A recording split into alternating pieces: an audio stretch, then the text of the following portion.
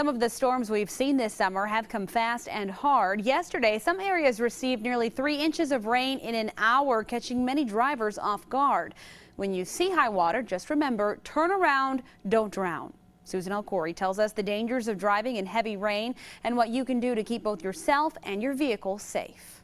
Pushing the limit on flooded roads is leaving drivers with flooded engines. You don't have to have a lot of water to do damage. At Northside Towing, Randy Joy has seen his fair share of damage. He says problems start when the front of a car is hit with lots of water and it gets into the engine. Most of the time they'll stall out because water getting up inside the air intake or getting into an electronical part that might create the failure. And it doesn't take much for that to happen, either driving too fast and splashing water into your car or getting stuck in areas where it's too deep. If it's hitting the bottom of your car, you're probably not doing a lot. If it's hitting, part way up on your door, you're starting to do damage to the vehicle. But many drivers don't realize how high the water is until it's too late. If water is all the way up into the sidewalk area, it's impossible to gauge depth. That's why Ingham County's Emergency Management Office says if you can't see the curb, don't drive through. If you cannot see how high the water is by basing it on the curb